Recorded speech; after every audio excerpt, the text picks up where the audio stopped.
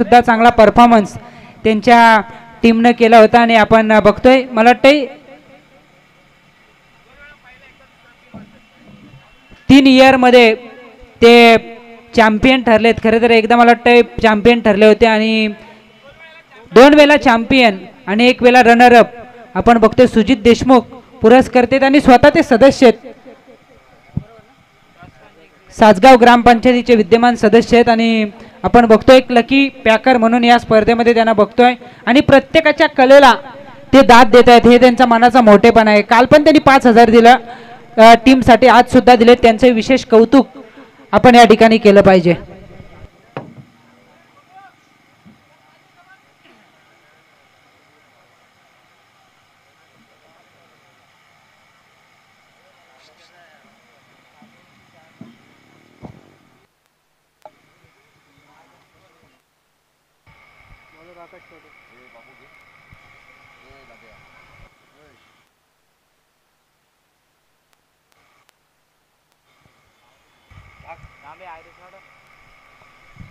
धाकटी पंढरी पंचक्रोशी premier league.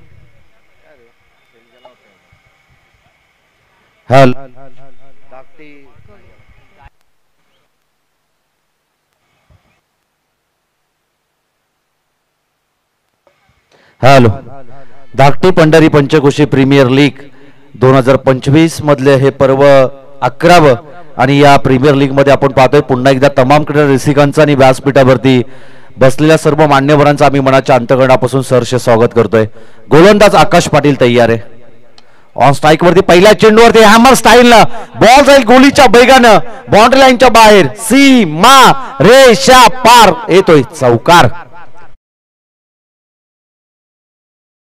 तर राज सावंत उल्लेख केला होता की त्याची बॅट सपशेल अपयशी ठरले आणि शेवटच्या मॅच मध्ये तो मित्र म्हणून अपोजिट टीमला आपल्या बॅटिंगचे जोहर जरूर दाखवेल. पण इथे काय घडलं, झेल ड्रॉप राज सावंतला जीवनदान आणि येतोय नशिबाचा चौकार.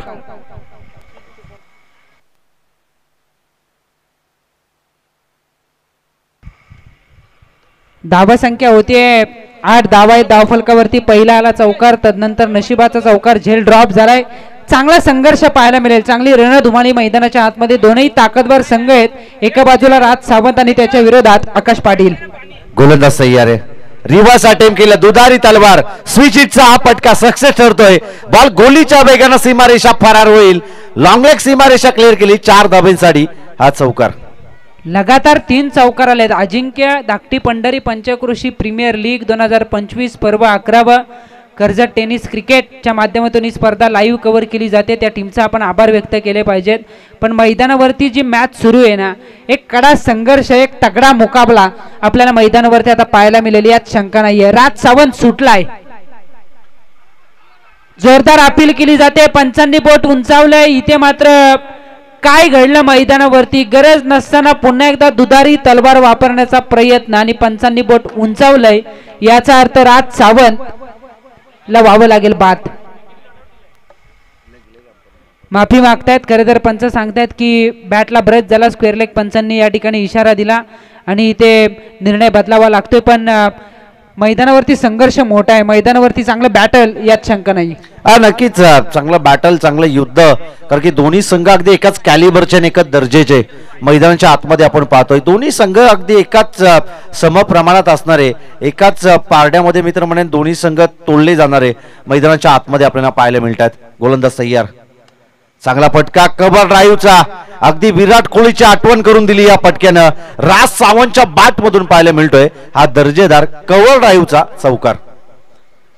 चौकाराच्या बरोबरीने धावफलक जाऊन पोहोचेल ते 19-16 या धावसंख्येवरती. गोलंदाजी चांगल्या दर्जेची आपल्याला या ठिकाणी या अगोदर पाहायला मिळाली होती, परंतु त्याच आकाशवरती आक्रमण. पुन्हा एकदा रिव्हर्स अटेम्प्ट केलं, बॉल जाईल सीमारेषा पलीकडे. 6 धाबींसाठी बिग बिग बिग हिट, षटकार. अंकित या मॅच मध्ये पूर्णपणे बरसलाय फलंदाज राज सावंत हा फलंदाज आणि त्याच्या बॅट मधून या 6 धावा आपल्याला याला पाहायला मिळतात. 6 धाबेच्या बरोबरीनं एकूणच धाव फलक जाऊन पोहोचेल ते 22 या धाव संख्येवरती।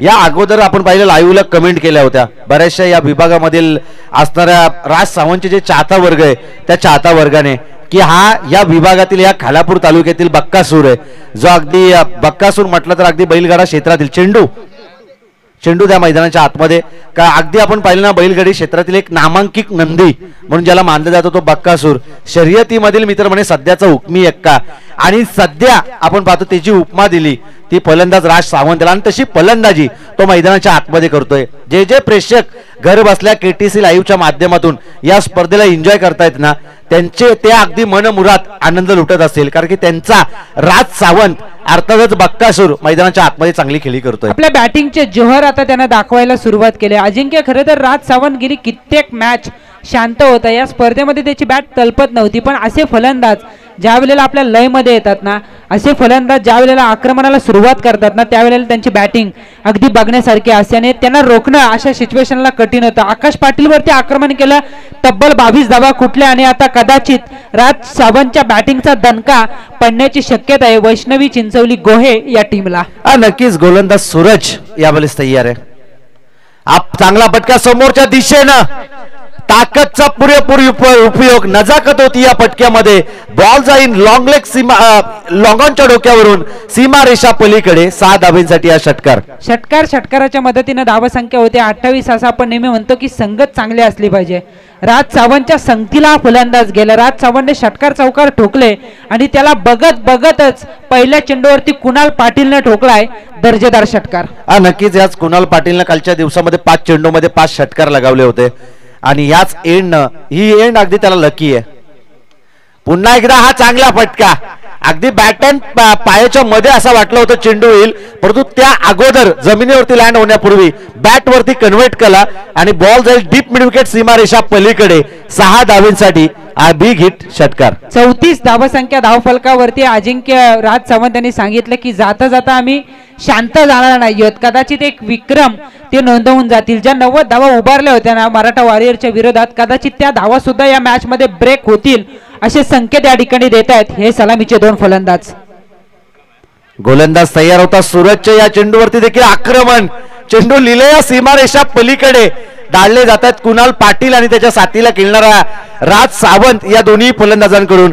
असं वाटतंय ना की हे खेळाडू अगदी वेस्ट इंडिज वरून आलेत कारण की वेस्ट इंडिज संघाचे जे खेळाडू मैदानाच्या आतमध्ये खेळतात ना IPL ला त्यांच्या अगदी कोणत्याही बॅटच्या टोला अगदी चेंडू लागू दे तो चेंडू सीमारेषा पलीकडे जातो। लगातार 3 6 आलेत कुणाल पाटील यावेळेला चौथा येत नाहीये क्षेत्ररक्षकाचा घेतला वेध आणि अखेर ज्या धावा रोखायच्या होत्या ना त्याला पर्याय नव्हता विकेट शिवाय विकेट प्राप्त केली जाते आणि कुणाल पाटील बाद।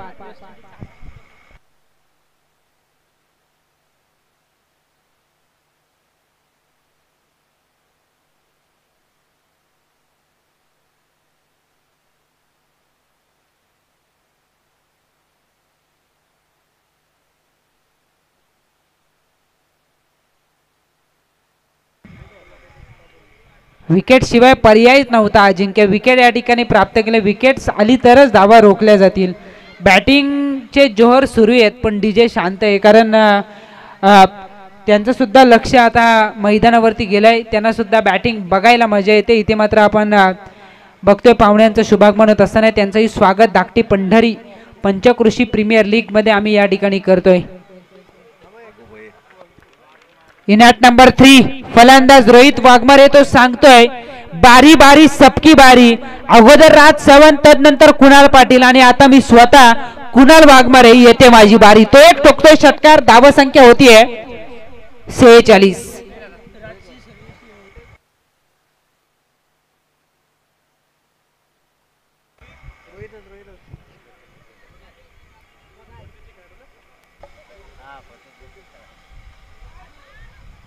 खराब चेंडू इथे फुलटॉस होता पण सोडून दिलं। खराब बॅटिंगचं प्रदर्शन म्हणता येईल या चेंडूवरती। 2 षटकांचा खेळ संपला आणि 2 षटकांच्या समाप्तीनंतर धावसंख्या होते 23 धावांच्या सरासरीनं 1 बाद 46। नक्कीच 1 बाद 46 धावसंख्येचं भलं मोठं डोंगर या ठिकाणी उभं करेल असं या अगोदर सांगितलं होतं राज सावंत ज्यावेळी ते कॉम्बॉक्स मध्ये उभं होतं आणि त्यावेळी त्यांनी उल्लेख देखील केला होता की या शेवटच्या मॅचमध्ये आम्ही अशी कामगिरी करू ना की या संपूर्ण स्पर्धेमध्ये कोणी केली नसावी, आणि तशी फलंदाजी ते मैदानाच्या आतमध्ये करतात. एकूणच धाव फलकावरती धावा आहेत त्या 2 षटकांच्या अंती, म्हणजे 12 चेंडूचा खेळ संपला आणि 46 धावा धाव फलकावरती पाहायला मिळतात.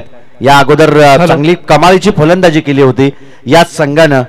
वैष्णवी 11 या संघाने 90 धावा जमवल्या होत्या आणि 91 धावा संख्येचा पाठलाग करायचा होता, आणि त्या धावांचं रूपांतर या मॅच मध्ये पाहायला मिळेल का?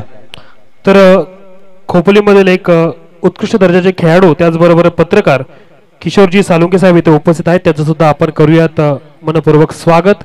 थोड्याच वेळात त्याचा स्वागत समारंभ सुद्धा आपण उरकून घेऊयात. नक्कीच ओव्हर टू कॉम्बॉक्स. नक्कीच अजिंक्य, तुम्ही उल्लेख केला की वैष्णवी चिंचवली गोहे टीमनं 90 बनवल्या होत्या, पण मी सांगितलं ज्या पद्धतीनं राज सावंत बॅटिंग करतोय ना, कदाचित त्या धावाही या मॅचमध्ये ब्रेक होतील आणि जास्तीत जास्त धावसंख्येचा पाठलाग करावा लागेल. एंड बदललं, मयूर पाटीलनं सुद्धा स्वतःला बदलवलंय. खरं तर अगोदरच्या संपूर्ण स्पर्धेत जर आपण त्याला पाहिलं तर NP दाबा एंडकडून तो गोलंदाजी करत होता, पण इथे राज सावंत मैदानावरती आणि अशा वेळेला मयूर पाटीलची गरज होती. तो बॉन्झर एंडकडून गोलंदाजीला आलाय आणि सध्या तरी थांबवलंय ते राज सावंतला. धावफलक स्थिरावेल 46 या धावसंख्येवरती. नक्कीच अंकित, आपण या अगोदर पाहिलं होतं संदेश पाटीलच्या विरोधात आकाश पाटीलनं आक्रमण केलं होतं. आता राज सावंत आणि गोलंदाजी मार्कवरती गोलंदाज मयूर पाटील आहे, ते देखील एकाच गावातील दोन्ही खेळाडू आहेत, परंतु एकमेकांच्या विरोधात या लीग स्पर्धेमध्ये आपल्याला पाहायला मिळत आहेत. अनुभव काम करतो मयूर पाटीलसाठी, भरपूर अनुभव आहे. राजपेक्षा जास्त अनुभव या खेळाडूकडे. 3 चेंडू निर्धाव आलेत, पण जास्त वेळ मी शांत बसायला संत नाही, हेच सांगतोय या षटकारानं. राज सावंत टोकतोय षटकार, षटकाराच्या मदतीनं धावसंख्या होईल 52.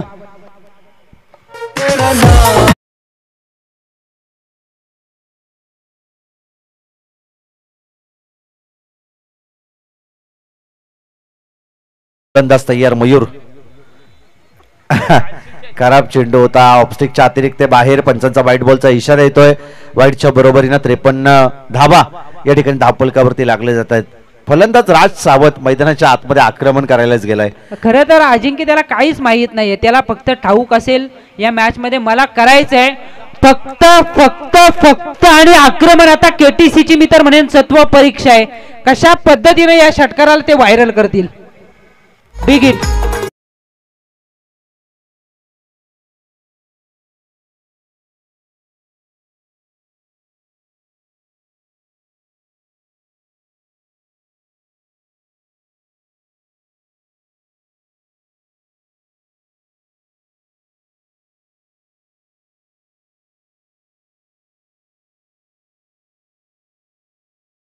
एका धावेच्या बरोबरीने धावसंख्या होतीये 60. 20 धावांची तब्बल सरासरी राखली आणि शेवटचं षटक बॉन्झर एंड कडून असेल बॅटिंग, NP दाबा एंड कडून असेल गोलंदाजी, आणि अशा वेळेला या षटकात सुद्धा 20+ धावा येण्याची शक्यता आहे. 3 षटकांचा खेळ संपलाय, 60 धावा आहेत त्या धावफलकावरती. हॅलो, तर आपण स्वागत करून घेऊयात. मी संदेश पाटील यांना विनंती करतो की आपल्या हस्ते आपण इथे स्वागत करूयात पत्रकार किशोरजी सालुंके, जे 40+ एक उत्तम असे खेळाडू सुद्धा आहेत. किशोर सालुंके साहेबांचा इथे योग्य असा मान सन्मान केला जातोय. मी पुष्पगुच्छ त्याचबरोबर मायेचे उपदार शाल देऊन इथे स्वागत करण्यासाठी आमंत्रित करतो संदेश पाटील यांना.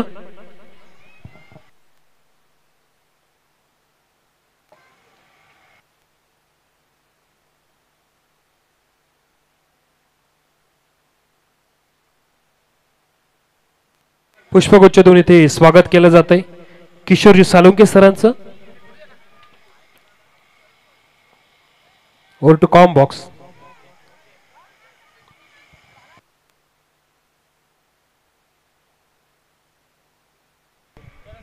शेवटचं षटक करण पाटील आलाय गोलंदाजी मार्कवरती. 60 धावा आहेत धावफलकावरती. किती धावांचं टार्गेट सेट केलं जाईल?